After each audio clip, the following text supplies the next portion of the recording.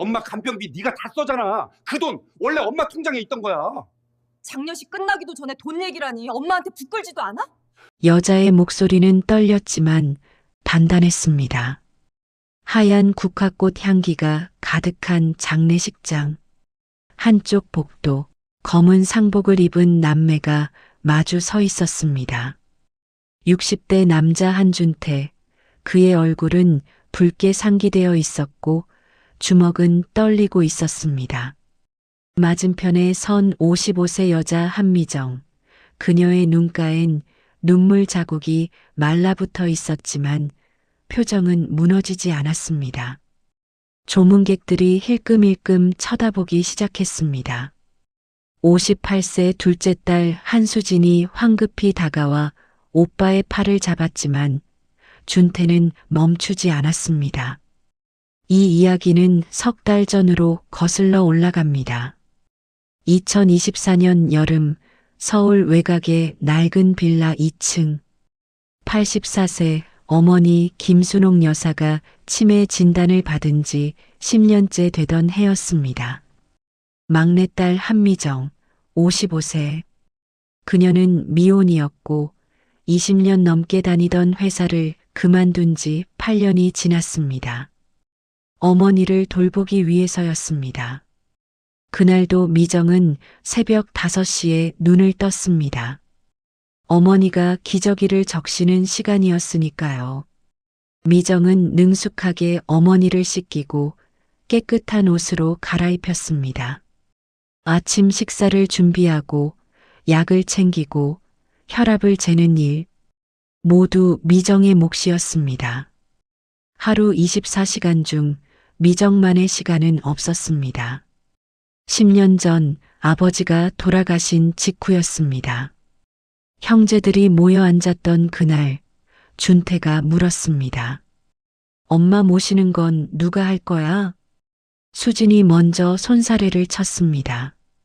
시집살이 때문에 못한다고 시어머니도 계신다고 말했습니다. 준태도 한숨을 쉬며 애들 학원비와 대출금 때문에 정신이 없다고 했습니다. 그때 미정이 조용히 말했습니다. 내가 할게요. 형제들의 시선이 미정에게 쏠렸습니다. 미정은 결혼도 안 했고 회사를 그만두면 된다고 말했습니다. 준태가 얼른 고개를 끄덕이며 당분간 맡아달라고 나중에 돈으로 보상하겠다고 약속했습니다.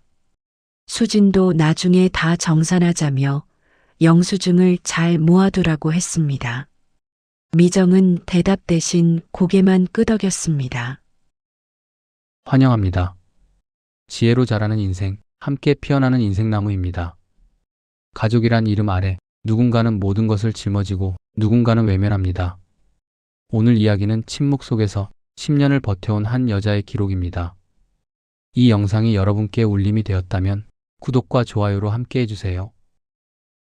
그날 이후 형제들은 점점 뜸해졌습니다. 준태는 한 달에 한 번 들르다가 2달에 한 번으로 결국엔 명절에만 얼굴을 비쳤습니다. 수지는 전화로 안부만 물었습니다. 미안하다는 말만 반복했고 전화는 늘 짧게 끊겼습니다. 미정의 하루는 전쟁이었습니다. 아침 5시 기상부터 밤 12시까지 어머니 곁을 떠날 수 없었습니다. 간병인을 쓰면 어떻겠냐는 주변의 말에도 미정은 고개를 저었습니다. 어머니가 다른 사람은 싫어하셨고 미정만 찾으셨으니까요. 치매가 심해져도 어머니는 미정만은 알아보셨습니다. 그 한마디에 미정은 다시 힘을 냈습니다. 하지만 돈 문제는 달랐습니다. 간병 비용은 눈덩이처럼 불어났습니다. 기저귀, 약가, 병원비, 의료용품비, 생활비. 한 달에 최소 200만 원이 들어갔습니다. 아버지가 남긴 보험금은 2년 만에 바닥났습니다. 미정은 형제들에게 전화를 걸었지만 돌아오는 건 미안하다는 말뿐이었습니다. 돈은 오지 않았습니다. 미정은 결국 대출을 받기 시작했습니다. 처음엔 소액 신용대출, 그 다음엔 카드론, 마지막엔 제2금융권까지 손을 댔습니다. 모든 서류에는 미정의 이름만 적혀 있었습니다. 보증인 란은 비어 있었습니다. 형제들에게 부탁할 수도 없었습니다. 미정은 그렇게 혼자 모든 것을 짊어졌습니다. 어느 날 밤 어머니를 재우고 난 뒤 미정은 쌓인 서류들을 바라봤습니다. 병원 영수증, 약국 영수증, 대출 서류, 카드 명세서. 그녀는 그것들을 차곡차곡 파일에 정리했습니다. 날짜별로, 항목별로 하나도 빠짐없이. 나중에 정산하자던 형제들의 약속. 미정은 쓴웃음을 지었습니다. 하지만 버리지 않았습니다. 모두 모아뒀습니다.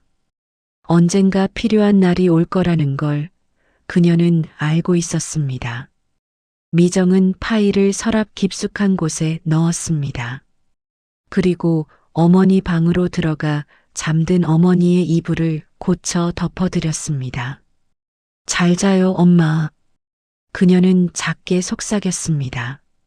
내일도 모레도 그 다음 날도 미정의 하루는 계속될 것입니다. 침묵 속에서 혼자서 10년이라는 시간은 한 사람을 완전히 바꿔놓기에 충분했습니다. 한미정은 더 이상 예전의 미정이 아니었습니다. 55세, 그녀의 손은 거칠어졌고 허리는 자주 아팠습니다. 거울을 보면 머리카락 사이로 하얀 새치가 눈에 띄었지만 그녀는 거울을 오래 보지 않았습니다. 볼 시간이 없었으니까요. 2024년 가을, 어머니의 상태가 급격히 나빠졌습니다. 치매가 심해지면서 밤낮이 바뀌었고 식사를 거부하기 시작했습니다. 미정은 한 숟가락씩 천천히 어머니 입에 넣어드렸습니다. 30분이 넘게 걸려 겨우 반 그릇을 드실 수 있었습니다. 그날 오후 미정은 병원에 어머니를 모시고 갔습니다. 의사가 심각한 표정으로 요양병원 입원을 권했습니다. 하지만 미정은 고개를 저었습니다. 어머니가 집을 떠나면 더 혼란스러워 하실 거라고 자신이 할 수 있다고 말했습니다. 의사는 더 이상 말하지 않았지만 처방전을 건네며 조용히 말했습니다. 보호자 건강도 챙기라고, 쓰러지면 안 된다고. 병원을 나와 집으로 돌아오는 길, 어머니는 택시 안에서 창밖을 멍하니 바라보셨습니다. 여기가 어디야? 미정은 어머니의 손을 꼭 잡았습니다. 차갑고 마른 그 손을 자신의 두 손으로 감싸쥐었습니다. 따뜻해질 때까지 집에 도착해 어머니를 방에 눕히고 미정은 거실로 나왔습니다. 소파에 주저앉아 온몸이 무거웠습니다. 허리가 쑤셨고 어깨가 돌처럼 굳어 있었습니다. 그때 휴대폰이 울렸습니다. 준태였습니다. 짧은 통화였습니다. 어머니 안부를 묻더니 곧바로 어머니 통장에 돈이 남아있냐고 물었습니다. 애 대학 등록금 때문이라고 했습니다. 미정은 없다고 대답했습니다. 준태가 한숨을 쉬며 전화를 끊었습니다. 엄마 안부는 처음 한마디뿐이었습니다. 미정은 휴대폰을 내려놓고 천장을 바라봤습니다. 눈물이 날 것 같았지만 나오지 않았습니다. 이미 너무 많이 울어서 더 이상 눈물도 마른 것 같았습니다. 그녀는 일어나 책상 서랍을 열었습니다. 그곳엔 두툼한 파일이 하나 있었습니다. 엄마 간병 기록. 미정이 10년 동안 모아온 모든 것이 그 안에 들어 있었습니다. 미정은 파일을 펼쳤습니다. 2014년 10월 15일 첫 번째 영수증부터 2024년 오늘까지 병원비 약가, 기저귀 구매 내역, 대출 서류, 카드 명세서, 날짜별로, 항목별로 완벽하게 정리되어 있었습니다. 마지막 장에는 손글씨로 적힌 메모가 있었습니다. 2014년 9월 28일. 오빠와 언니가 말했다. 나중에 다 정산하자. 그 아래 또 다른 메모들.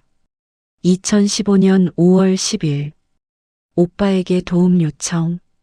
거절당함. 2017년 8월 3일. 언니에게 도움 요청. 거절당함. 2020년 2월 14일. 더 이상 요청하지 않기로 결심. 미정은 파일을 천천히 닫았습니다. 그리고 그것을 서랍 깊숙한 곳에 다시 넣었습니다. 지금은 아니지만 언젠가 필요한 날이 올 것입니다. 다음 날 새벽 미정은 어머니 방에서 이상한 소리를 들었습니다. 황급히 달려가 보니 어머니가 바닥에 쓰러져 계셨습니다. 다행히 크게 다친 곳은 없었습니다. 하지만 어머니는 겁에 질린 표정으로 미정을 보셨습니다. 누구야? 넌 누구야? 그 순간 미정의 가슴이 무너졌습니다. 10년 동안 자신만은 알아보시던 어머니. 그 어머니가 이제 자신조차 잊어버린 것입니다. 미정은 어머니를 침대에 눕히고 이불을 덮어드렸습니다. 어머니는 이내 잠이 드셨습니다. 미정은 어머니의 손을 잡고 한참을 앉아 있었습니다. 그리고 작게 속삭였습니다. 엄마가 날 잊어도 괜찮아요. 난 엄마 절대 안 잊을게요. 미정의 목소리가 떨렸습니다. 이 집은 내가 지킬게요. 오빠도 언니도 안 지켜줬지만 난 끝까지 지킬게요. 그날 밤 미정은 다시 서랍을 열었습니다.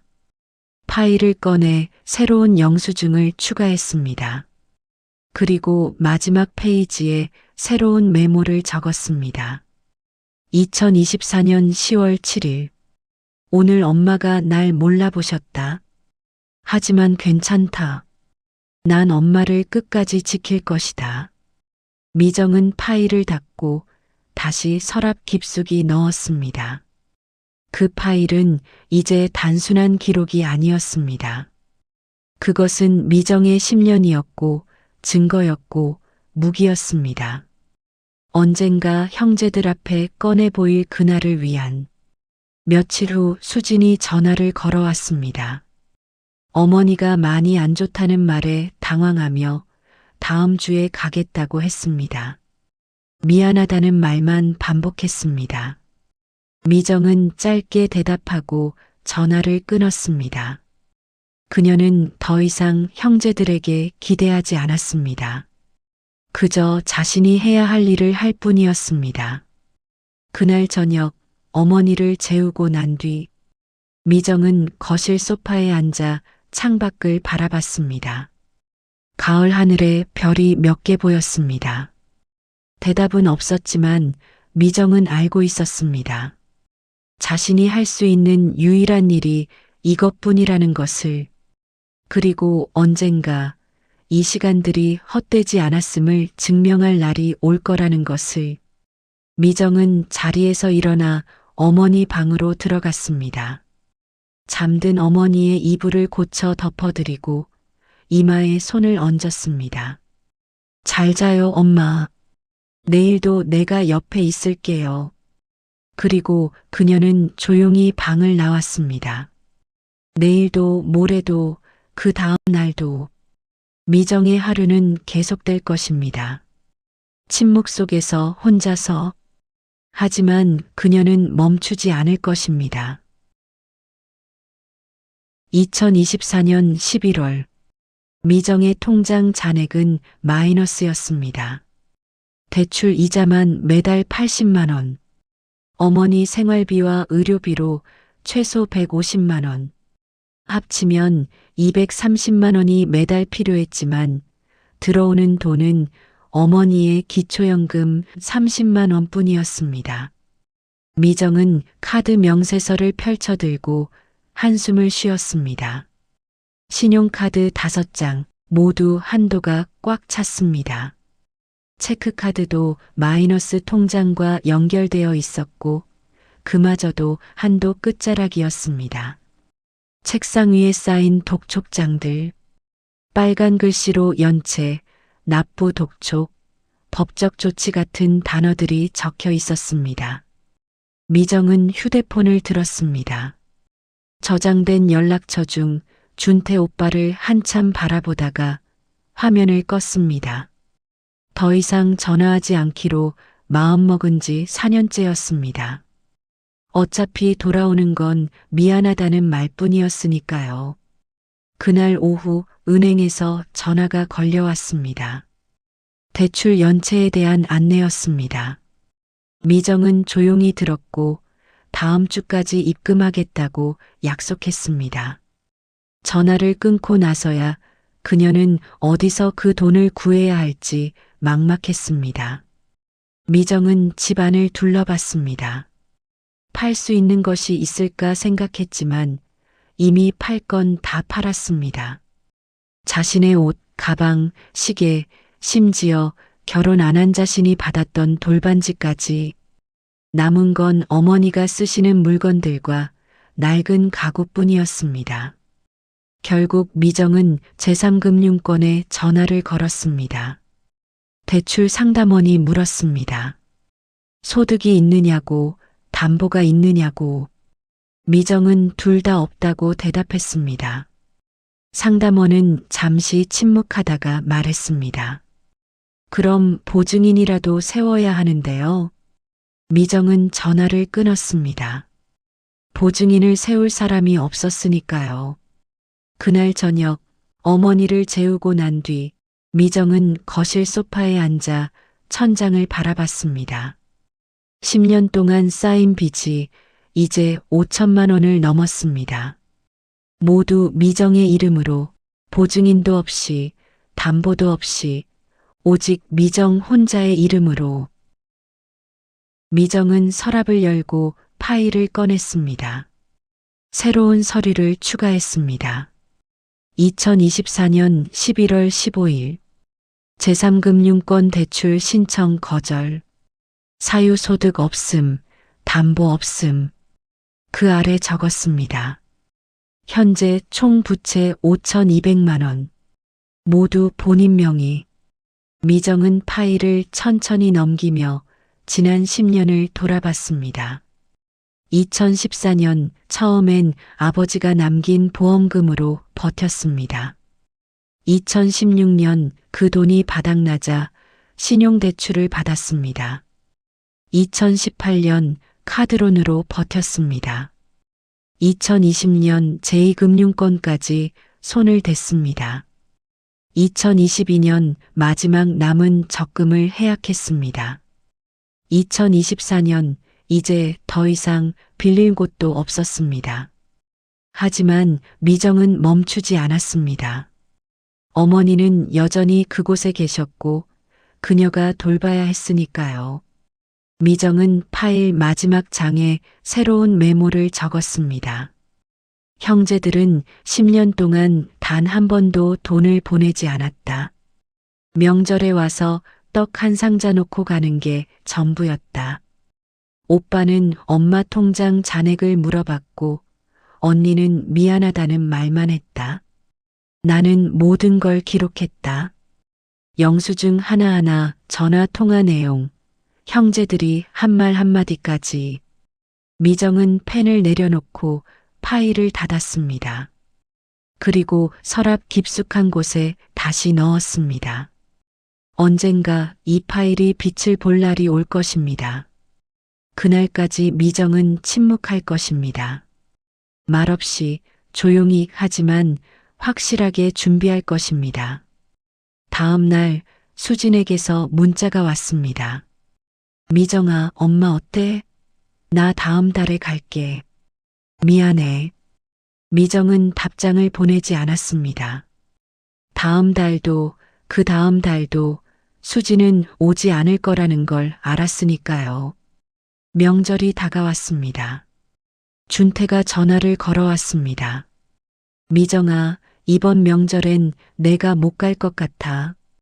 애들 데리고 처가 가야 해서. 미정은 짧게 대답했습니다. 응, 알았어.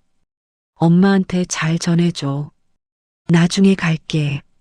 전화가 끊겼습니다. 나중은 오지 않을 것입니다. 수진도 비슷한 이유로 오지 않았습니다. 시댁 행사가 있다고, 미안하다고, 다음에 꼭 가겠다고 말했습니다. 미정은 혼자 명절 음식을 준비했습니다. 어머니와 단둘이 밥상을 마주했습니다. 어머니는 음식을 보며 물었습니다. 오늘이 무슨 날이야? 추석이에요, 엄마. 준태는? 수진이는? 못 온대요. 바쁘대요. 어머니는 고개를 끄덕이며 숟가락을 들었습니다. 그리고 이내 잊으셨습니다. 명절이 지나고 미정은 다시 일상으로 돌아왔습니다. 새벽 5시 기상, 어머니 씻기기, 식사 준비. 하루하루가 똑같이 반복되었습니다. 하지만 미정은 흔들리지 않았습니다. 그녀는 매일 밤 서랍을 열어 파일을 확인했습니다. 새로운 영수증을 추가하고 메모를 적었습니다. 그 파일은 점점 두꺼워졌습니다. 10년의 기록이 그 안에 담겨 있었습니다. 미정은 파일을 보며 생각했습니다. 언젠가 이 기록들이 말해줄 거야. 누가 엄마를 진짜로 사랑했는지, 누가 엄마를 돈으로만 계산했는지. 그날이 올 때까지 미정은 기다릴 것입니다. 침묵 속에서 혼자서. 하지만 절대 잊지 않을 것입니다. 2024년 12월 초 어머니의 호흡이 가빠지기 시작했습니다. 병원에서는 시간이 얼마 남지 않았다고 했습니다. 미정은 어머니를 집으로 모셔왔습니다. 병원이 아닌 집에서, 익숙한 방에서 마지막을 맞이하게 하고 싶었습니다. 미정은 어머니 곁을 떠나지 않았습니다. 밤낮으로 손을 잡고 있었고 물을 적신 솜으로 입술을 적셔드렸습니다. 어머니는 대부분의 시간을 잠으로 보내셨지만 가끔 눈을 뜨셨습니다. 그럴 때마다 미정은 어머니의 손을 꼭 잡았습니다. 엄마, 나 미정이에요. 여기 있어요. 어머니는 희미하게 미소 지으셨습니다. 알아보시는 건지 그저 편안해서인지 알 수 없었지만 미정에겐 그것으로 충분했습니다. 미정은 형제들에게 연락했습니다. 준태에게 전화를 걸었습니다. 오빠, 엄마가 이제 시간이 얼마 안 남았대. 준태의 목소리가 당황스럽게 떨렸습니다. 뭐? 진짜? 알았어. 내가 내일 갈게. 수진에게도 같은 내용을 전했습니다. 수진은 울먹이며 대답했습니다. 미정아, 미안해. 내가 지금 바로 갈게. 하지만 다음 날 준태는 오지 않았습니다. 전화를 걸자 바빠서 모레 가겠다고 했습니다. 수진은 저녁 늦게 도착했습니다. 그녀는 어머니 방으로 들어가 침대 옆에 앉았습니다. 눈물을 흘리며 어머니 손을 잡았지만 1시간도 안 되어 나왔습니다. 미정아, 나 애들 때문에 오늘은 집에 가야 해. 내일 다시 올게. 미정은 고개를 끄덕였습니다. 수지는 그날 밤 집으로 돌아갔고 다음 날 오지 않았습니다. 준태는 사흘 뒤에 왔습니다. 그는 어머니 방으로 들어가 잠시 어머니를 바라보다가 나왔습니다. 거실에서 미정에게 물었습니다. 병원비는 얼마나 나왔어? 미정은 대답하지 않았습니다. 준태가 다시 물었습니다. 엄마 통장에 돈 얼마 남았어? 장례 준비해야 하잖아. 미정은 조용히 말했습니다. 오빠, 지금 그 얘기할 때야? 준태가 손을 내저었습니다. 아니, 미안해. 그냥 준비를 해야 하니까. 그는 1시간 정도 있다가 급한 일이 있다며 떠났습니다. 미정은 다시 혼자가 되었습니다. 어머니 곁에 앉아 손을 잡고 조용히 말을 걸었습니다. 엄마, 힘들었죠? 10년 동안 많이 불편하셨을 거예요. 그래도 엄마 옆에 있을 수 있어서 다행이었어요. 어머니는 대답하지 않으셨지만 미정은 계속 말했습니다. 오빠랑 언니는 바빠요. 그래도 괜찮아요. 난 여기 있으니까. 12월 10일 새벽 3시. 어머니의 호흡이 멈췄습니다. 미정은 어머니의 손을 꼭 잡고 있었습니다. 그 손이 차가워질 때까지 놓지 않았습니다. 눈물은 나오지 않았습니다. 이미 지난 10년 동안 다 흘린 것 같았습니다. 미정은 어머니 이마에 손을 얹고 작게 속삭였습니다. 수고하셨어요, 엄마. 이제 편히 쉬세요. 미정은 준태와 수진에게 연락했습니다. 두 사람은 몇 시간 뒤 도착했습니다. 수진은 울음을 터뜨렸고 준태는 묵묵히 어머니를 바라봤습니다. 장례식장을 알아보고 절차를 진행하는 건 모두 미정의 몫이었습니다. 장례식장에 도착해 빈소를 차리는 동안 준태가 미정에게 물었습니다. 장례 비용은 얼마나 들어? 미정은 대략적인 금액을 말했습니다. 준태가 고개를 끄덕이며 말했습니다. 엄마 통장이랑 보험금으로 처리하자. 그거면 충분하지? 미정은 조용히 대답했습니다. 엄마 통장엔 돈 없어. 다 썼어. 준태의 표정이 굳었습니다. 다 썼다고? 그럼 보험금은? 그것도 없어. 뭐? 그럼 그동안 엄마 돈 어디다 썼어? 미정은 준태를 바라봤습니다. 간병비로 다 나갔어. 준태가 눈살을 찌푸렸습니다. 10년 동안 그렇게 많이?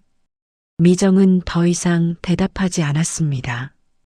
수진이 끼어들었습니다. 그럼 우리가 장례 비용 부담해야 하는 거야? 미정이 고개를 끄덕였습니다. 아니면 내가 대출받아서 처리할게. 준태가 손을 내저었습니다. 아니, 우리가 나눠서 내자. 셋이서. 하지만 그의 표정은 내키지 않아 보였습니다. 그날 밤 빈소가 차려지고 조문객들이 오기 시작했습니다. 미정은 상주로서 절을 받았습니다. 준태와 수진도 옆에 섰지만 대부분의 조문객들은 미정에게 위로의 말을 건넸습니다. 10년 동안 혼자 고생 많으셨어요. 어머니가 딸 복이 많으셨네요. 미정은 고개를 숙여 감사하다고 말했습니다. 조문객이 뜸해진 밤늦은 시간, 준태와 수진이 빈소 밖으로 나가 무언가 이야기를 나눴습니다. 미정은 그들을 바라보지 않았습니다. 그저 어머니의 영정 앞에 앉아 있었습니다. 엄마, 조금만 기다려주세요. 미정은 속으로 중얼거렸습니다. 곧 끝날 거예요. 그녀는 가방 안에 넣어둔 두툼한 파일을 만졌습니다. 10년의 기록이 그 안에 들어 있었습니다. 아직은 아니지만 곧 그 파일을 꺼낼 시간이 올 것입니다. 미정은 조용히 숨을 들이마셨습니다. 폭풍 전의 고요.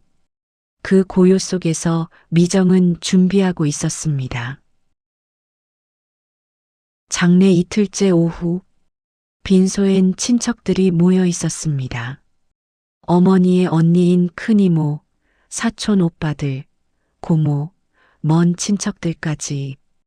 그들은 빈소 밖 복도에서 음식을 먹으며 이야기를 나눴습니다. 미정은 빈소 안에 혼자 앉아 있었습니다. 복도에서 준태의 목소리가 들렸습니다. 처음엔 작았지만 점점 커졌습니다. 미정은 빈소 안에서 그 소리를 듣고 있었습니다. 준태가 친척들에게 무언가 이야기하고 있었습니다. 어머니 통장 이야기, 사라진 돈 이야기, 그리고 은근히 미정을 의심하는 듯한 말투. 친척들이 웅성거리기 시작했습니다. 준태의 말은 교묘했습니다. 직접적으로 비난하지 않으면서도 의심의 씨앗을 심는 방식. 미정이가 10년 동안 혼자 모셨으니 고생 많이 했죠. 근데 돈이 좀 많이 들어간 것 같아서요. 친척들 사이로 수군거림이 퍼져나갔습니다. 미정은 빈소 안에서 가만히 앉아 있었습니다. 손이 떨렸지만 그녀는 움직이지 않았습니다. 무릎 위에 놓인 가방 속에는 두툼한 파일이 들어 있었습니다. 10년의 기록, 모든 영수증, 모든 증거. 아직은 아니라고, 조금만 더 기다리라고 스스로에게 말했습니다. 복도의 목소리들이 계속 이어졌습니다. 준태는 대출 이야기까지 꺼냈습니다. 미정이 대출을 받았다는 것, 그 돈이 어디에 쓰였는지 모르겠다는 것, 마치 미정이 어머니 이름을 도용한 것처럼 들리게 말했습니다. 큰 이모가 준태에게 뭔가 물었고 준태는 조심스럽게 대답했습니다. 하지만 그 조심스러움 속에 독이 섞여 있었습니다. 친척들 사이에 미정에 대한 의심을 심는 독. 복도가 잠시 조용해졌다가 다시 웅성거리기 시작했습니다. 미정은 천천히 일어났습니다. 가방을 들고 파일을 꺼냈습니다. 그녀의 손은 더 이상 떨리지 않았습니다. 10년 동안 준비해온 순간이었으니까요. 미정은 빈소 문을 열고 복도로 나갔습니다. 친척들의 시선이 일제히 그녀에게 쏠렸습니다. 대화가 뚝 끊겼습니다. 미정은 조용히 그들 앞으로 걸어갔습니다. 준태와 눈이 마주쳤습니다. 준태의 얼굴에 당황스러움이 스쳤습니다. 미정은 준태 앞에 섰습니다. 그리고 파일을 들어 올렸습니다. 말없이 천천히 파일을 펼쳤습니다. 친척들이 숨죽이며 지켜봤습니다. 첫 페이지, 2014년 10월 15일 치매 초기 진단비 영수증 28만 원이라는 숫자가 선명했습니다. 미정은 페이지를 넘겼습니다. 다음 영수증, 또 다음 영수증, 병원비 약가, 기저귀, 간병용품, 모두 날짜와 금액이 명확하게 적혀 있었습니다. 친척들이 하나둘 가까이 다가와 파일을 들여다봤습니다. 미정은 계속 페이지를 넘겼습니다. 말없이 침착하게 대출 서류가 나왔습니다. 2016년 신용대출 500만 원, 2017년 카드론 300만 원, 2018년 제2금융권 대출 800만 원. 모든 서류에는 미정의 이름만 적혀 있었습니다. 큰 이모가 파일을 가만히 들여다봤습니다. 그녀의 표정이 점점 굳어졌습니다. 다른 친척들도 하나둘 고개를 끄덕이며 파일을 확인했습니다. 준태는 뒤로 한 걸음 물러섰습니다. 미정은 마지막 페이지를 펼쳤습니다. 거기엔 손글씨로 적힌 메모들이 있었습니다. 2014년 9월 28일 형제들이 약속했다. 나중에 돈으로 보상하겠다고. 2015년 5월 10일 오빠에게 도움 요청. 거절당함. 2017년 8월 3일 언니에게 도움 요청. 거절당함. 2020년 2월 14일 더 이상 요청하지 않기로 결심. 큰 이모가 메모를 읽고 나서 준태를 바라봤습니다. 그 눈빛에는 실망이 가득했습니다. 다른 친척들도 하나둘 준태를 쳐다보기 시작했습니다. 준태는 고개를 돌렸습니다. 미정은 파일을 닫았습니다. 그리고 조용히 말했습니다. 단 한 문장. 이 채무는 어머니 대신 제가 진 겁니다. 그 한 문장이 복도를 가득 채웠습니다. 친척들이 숨죽였습니다. 누군가 작게 한숨을 쉬었습니다. 또 다른 누군가는 고개를 저었습니다. 미정은 파일을 가슴에 안았습니다. 더 이상 말하지 않았습니다. 말이 필요 없었으니까요. 파일 속 영수증들이, 대출 서류들이, 손글씨 메모들이 모든 것을 말해주고 있었습니다. 준태는 입술을 깨물었습니다. 수지는 고개를 들지 못했습니다. 큰 이모는 미정의 어깨를 가만히 두드렸습니다. 말없는 위로였습니다. 미정은 천천히 빈소로 돌아갔습니다. 파일을 가슴에 안은 채 그녀의 뒷모습을 친척들이 조용히 지켜봤습니다. 복도엔 무거운 침묵만 남았습니다. 준태를 향한 시선들, 그 시선 속엔 비난과 실망이 섞여 있었습니다. 누군가 작게 속삭였습니다. 장남이 저래서야. 또 다른 누군가가 고개를 저었습니다. 미정이가 불쌍하다. 준태는 그 자리를 벗어나려 했지만 발이 떨어지지 않았습니다. 수진도 어디로 가야 할지 몰랐습니다. 두 사람은 복도 한쪽에 서서 멍하니 빈소를 바라봤습니다.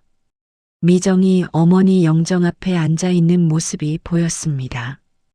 파일은 이제 말없이 진실을 증명했습니다. 누가 10년을 버텼는지, 누가 어머니를 진짜로 사랑했는지, 누가 돈으로 계산하지 않았는지. 미정은 빈소 안에서 파일을 무릎 위에 올려놓았습니다. 그리고 어머니 영정을 바라봤습니다. 엄마, 이제 다 말했어요. 그녀는 작게 속삭였습니다. 목소리는 떨렸지만 표정은 평온했습니다. 복도의 웅성거림은 계속되었습니다. 하지만 이제 그 목소리들은 미정을 의심하지 않았습니다. 오히려 준태를 향했습니다. 미정은 그 소리를 듣지 않았습니다. 그저 어머니를 바라볼 뿐이었습니다. 10년의 기록이 단 하나의 파일로 모든 것을 바꿨습니다. 의심은 진실로, 비난은 존경으로. 미정은 아무 말하지 않았지만 가장 강력하게 말했습니다. 침묵이 때로는 가장 큰 외침이 되니까요. 밤이 깊어졌습니다. 조문객들이 돌아가고 빈소엔 가족들과 가까운 친척들만 남았습니다. 미정은 여전히 어머니 영정 앞에 앉아 있었습니다. 파일은 그녀 옆에 놓여 있었습니다. 큰 이모가 조용히 빈소로 들어왔습니다. 그녀는 미정 옆에 앉았습니다. 한참을 말없이 영정을 바라보다가 큰 이모가 입을 열었습니다. 미정아, 그 파일 좀 더 보여줄 수 있니? 미정은 고개를 끄덕이며 파일을 건넸습니다. 큰 이모는 파일을 천천히 펼쳤습니다. 첫 페이지부터 마지막 페이지까지 하나하나 꼼꼼히 살펴봤습니다. 영수증마다 날짜가 적혀 있었고 금액이 명확했습니다. 대출 서류엔 미정의 서명만 있었습니다. 보증인欄은 비어 있었습니다. 큰 이모의 손이 떨렸습니다. 그녀는 메모 페이지를 오래 들여다봤습니다. 미정이 10년 동안 적어둔 기록들, 형제들에게 도움을 요청했다가 거절당한 날짜들, 더 이상 요청하지 않기로 결심한 날. 큰 이모가 파일을 덮고 미정을 바라봤습니다. 그녀의 눈에 눈물이 고였습니다. 미정아, 넌 정말 말을 잇지 못했습니다. 그저 미정의 손을 꼭 잡았습니다. 미정은 아무 말하지 않았습니다. 큰 이모는 파일을 들고 밖으로 나갔습니다. 복도에 남아있던 친척들을 불러 모았습니다. 준태와 수진도 그 자리에 있었습니다. 큰 이모는 파일을 테이블 위에 펼쳐 놓았습니다. 친척들이 하나둘 모여들었습니다. 큰 이모가 조용히 말했습니다. 다들 한번 보세요. 미정이가 10년 동안 뭘 했는지. 친척들이 파일을 들여다보기 시작했습니다. 페이지가 넘어갈 때마다 한숨 소리가 나왔습니다. 누군가 고개를 저었습니다. 또 다른 누군가는 준태를 흘끔 쳐다봤습니다. 준태는 고개를 숙이고 서 있었습니다. 한 사촌 오빠가 대출 서류를 보고 물었습니다. 이게 다 미정이 이름으로? 큰 이모가 고개를 끄덕였습니다. 그래. 5천만 원이 넘는 빚이 다 미정이 명의야. 친척들이 웅성거렸습니다. 다른 친척이 준태를 바라보며 물었습니다. 준태야, 넌 10년 동안 뭐 했어? 준태는 대답하지 못했습니다. 입술만 발싹거렸을 뿐 말이 나오지 않았습니다. 수진도 시선을 피했습니다. 누군가 수진에게 물었습니다. 수진이도 마찬가지잖아. 왜 미정이 혼자 하게 둔 거야? 수진은 눈물을 흘리며 고개를 숙였습니다. 변명할 말을 찾을 수 없었습니다. 큰 이모가 파일 마지막 장을 펼쳤습니다. 손글씨 메모가 빼곡히 적혀 있었습니다. 2020년 2월 14일. 오빠에게 마지막으로 전화했다. 병원비가 부족하다고. 오빠는 바쁘다며 끊었다. 더 이상 전화하지 않기로 했다. 그 문장을 읽은 친척들이 침묵했습니다. 누군가 작게 한숨을 쉬었습니다. 준태는 벽을 보며 서 있었습니다. 그의 얼굴은 창백했습니다. 큰 이모가 파일을 덮으며 말했습니다. 미정이는 10년 동안 단 한 번도 불평하지 않았어. 친척들한테도 아무한테도. 그냥 묵묵히 엄마 모셨어. 혼자서. 그런데 준태는 어제 뭐라고 했어? 미정이가 돈 썼다고 의심스럽다고 했잖아. 친척들의 시선이 일제히 준태에게 쏠렸습니다. 차갑고 무거운 시선들. 준태는 그 시선을 견딜 수 없었습니다. 이모, 저도 사정이. 사정? 10년 동안 사정만 있었어? 큰 이모의 목소리가 날카로워졌습니다. 다른 친척이 거들었습니다. 장남이면서 동생한테 다 떠넘기고 이제 와서 의심이나 하고. 또 다른 친척이 고개를 저었습니다. 미정이가 얼마나 힘들었을까. 혼자서. 수진도 눈물을 닦으며 말했습니다. 오빠, 우리가 너무했어. 준태는 대답하지 못했습니다. 그저 고개만 떨구고 있었습니다. 큰 이모가 파일을 정리하며 말했습니다. 이 파일은 미정이한테 돌려줘야겠다. 이건 미정이가 10년 동안 지킨 증거니까. 친척들이 고개를 끄덕였습니다. 누군가 작게 말했습니다. 미정이 정말 대단하다. 나 같으면 못 버텼을 거야. 큰 이모는 파일을 들고 빈소로 들어갔습니다. 미정은 여전히 어머니 영정 앞에 앉아 있었습니다. 큰 이모가 파일을 미정 옆에 조용히 놓았습니다. 미정아, 고생 많았다. 정말 고생 많았어. 미정은 고개를 숙여 감사 인사를 했습니다. 큰 이모가 빈소를 나가고 미정은 다시 혼자가 되었습니다. 그녀는 파일을 가슴에 안았습니다. 10년의 무게가 그 안에 담겨 있었습니다. 하지만 이제 그 무게는 조금 가벼워진 것 같았습니다. 복도에선 여전히 수군거림이 이어졌습니다. 준태와 수진을 향한 비난의 목소리들. 두 사람은 그 자리를 벗어나지 못했습니다. 어디로 가야 할지 몰랐으니까요. 준태는 복도 끝으로 걸어가 창밖을 바라봤습니다. 어둠 속에 자신의 모습이 비쳤습니다. 그 모습이 낯설었습니다.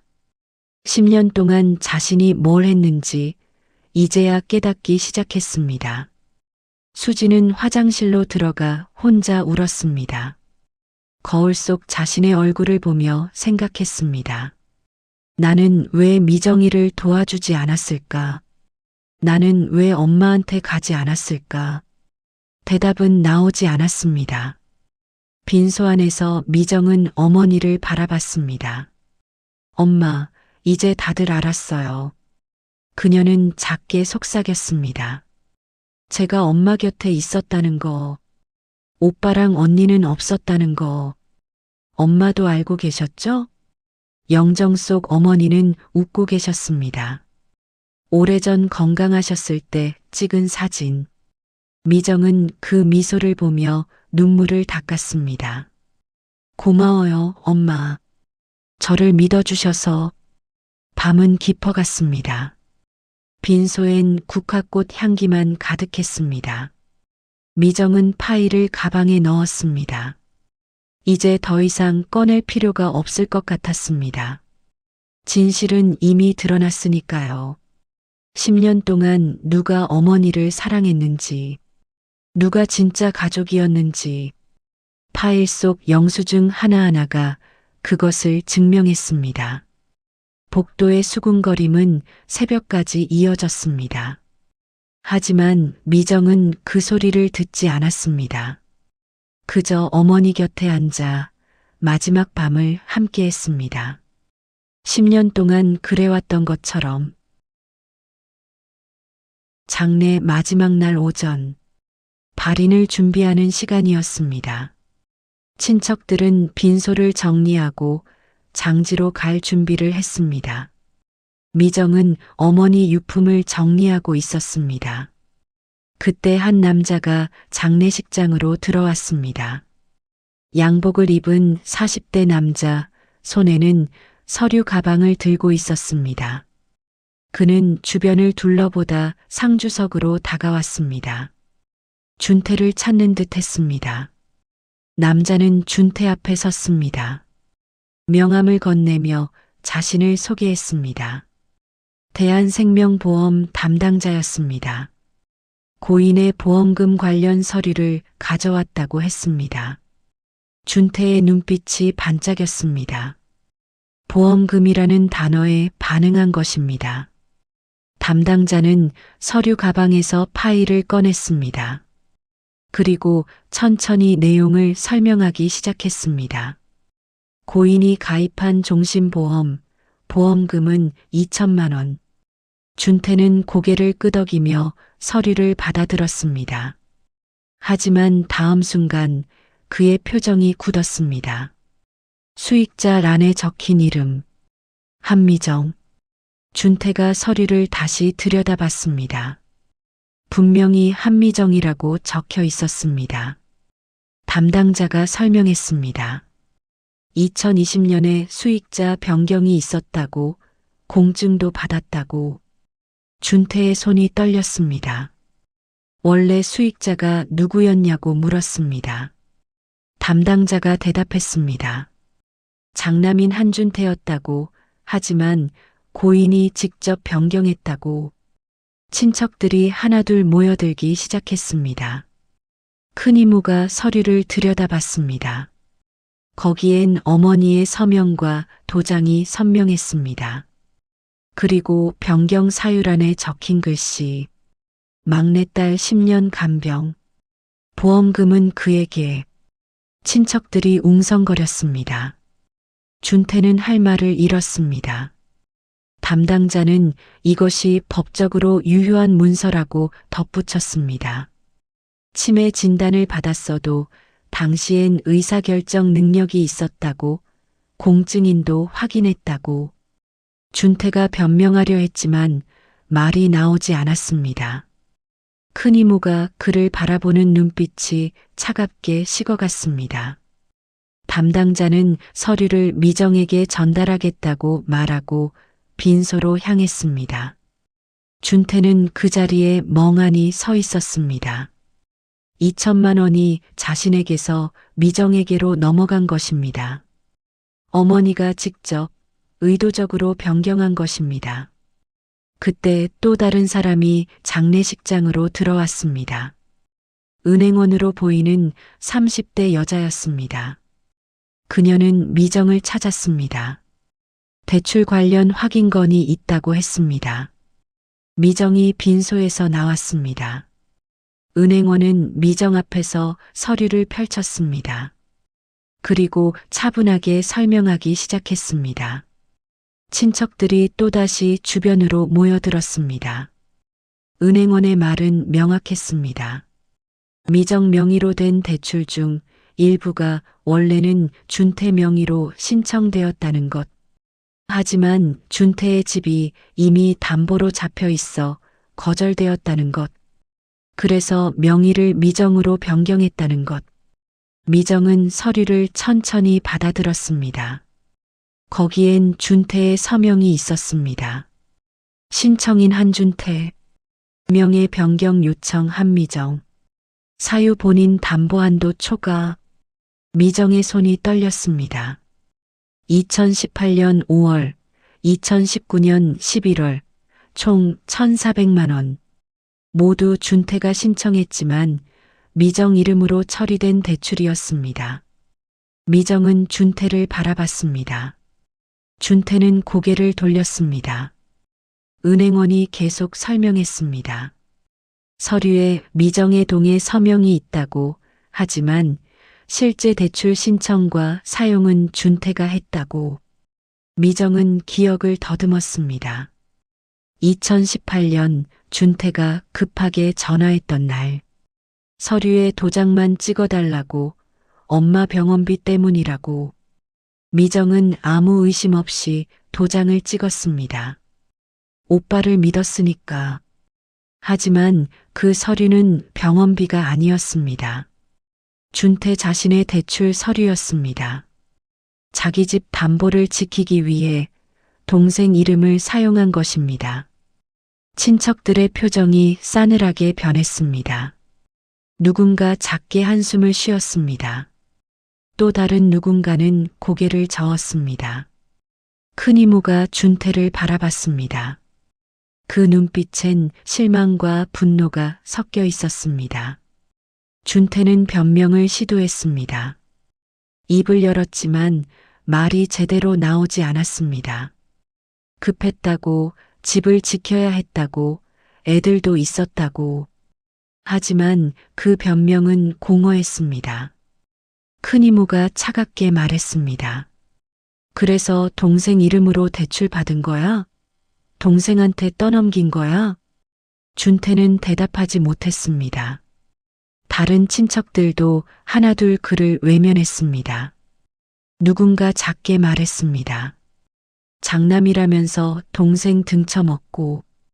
또 다른 사람이 고개를 저으며 말했습니다. 미정이가 불쌍하다. 오빠를 믿었을 텐데. 수진도 준태를 바라보지 못하고 고개를 돌렸습니다. 친척들이 하나둘 자리를 떠났습니다. 더 이상 준태와 이야기하고 싶지 않다는 듯 준태는 그 자리에 홀로 남았습니다. 미정은 서류를 조용히 접었습니다. 은행원에게 이 대출을 어떻게 처리해야 하는지 물었습니다. 은행원은 난처한 표정으로 대답했습니다.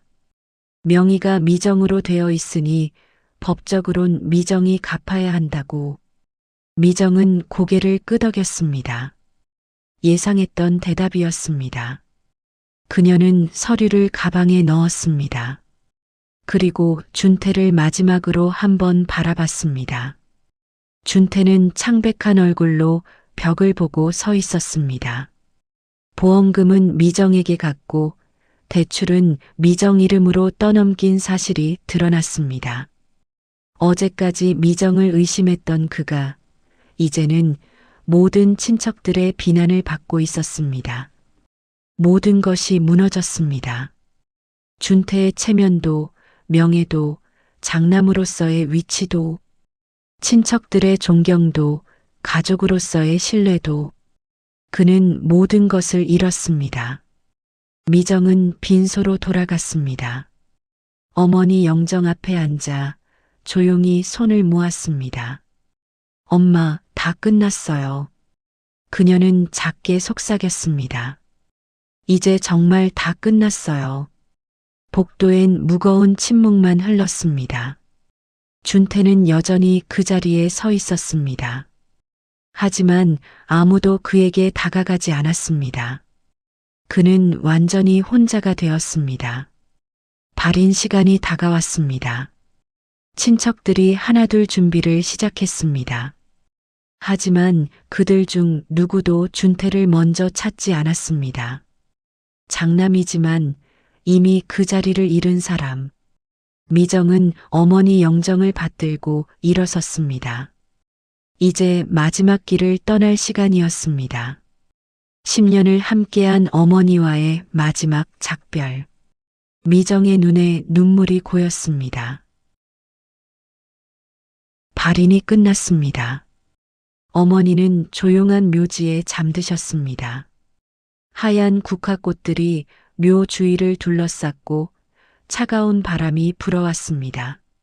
미정은 한참 동안 어머니 묘 앞에 서 있었습니다. 친척들은 하나둘 떠났습니다. 마지막 인사를 하고 조용히 산을 내려갔습니다. 준태와 수지는 멀찍이 서서 미정을 바라봤습니다. 두 사람 모두 다가갈 용기가 나지 않았습니다. 미정은 어머니 묘에 마지막 절을 올렸습니다. 천천히 정성스럽게. 그리고 일어나 가방을 들었습니다. 그 안엔 10년의 기록이 담긴 파일이 있었습니다. 미정은 산을 내려오기 시작했습니다. 준태와 수진이 그녀 앞을 막아섰습니다. 세 사람은 말없이 마주 섰습니다. 바람 소리만 들렸습니다. 준태가 먼저 입을 열었습니다. 미정아. 목소리가 떨렸습니다. 미정은 그를 바라봤습니다. 말없이 조용히. 준태는 할 말을 찾지 못했습니다. 미안하다는 말도 변명도 입 밖으로 나오지 않았습니다. 수진도 고개를 숙인 채 눈물을 흘렸습니다. 미정은 두 사람을 번갈아 바라봤습니다. 미정이 가방에서 파일을 꺼냈습니다. 10년의 기록, 모든 증거가 담긴 그 파일. 준태와 수진의 얼굴이 굳었습니다. 미정은 파일을 천천히 열었습니다. 그리고 한 장 한 장 페이지를 넘겼습니다. 영수증들, 대출 서류들, 손글씨 메모들. 모두 미정이 혼자 짊어진 10년의 증거들. 준태는 그 페이지들을 보며 고개를 들지 못했습니다. 미정은 파일을 닫았습니다. 그리고 조용히 말했습니다. 오빠, 이걸로 고소할 수도 있어요. 준태의 몸이 굳었습니다. 명예 도용으로요. 침묵이 흘렀습니다. 수진이 떨리는 목소리로 물었습니다. 그럼 넌 어떻게 할 거야? 미정은 파일을 가슴에 안았습니다. 그리고 고개를 저었습니다. 안 할 거예요. 준태와 수진이 놀란 표정으로 미정을 바라봤습니다. 미정은 계속 말했습니다. 보험금도 안 받을 거예요. 오빠가 가져요. 상속도 오빠랑 언니가 나눠 가져요. 수진이 당황하며 물었습니다. 미정아, 무슨 소리야? 넌 10년 동안. 미정이 수진의 말을 막았습니다. 고개를 저으며 조용히. 언니, 이건 돈 문제가 아니에요. 미정은 파일을 다시 가방에 넣었습니다.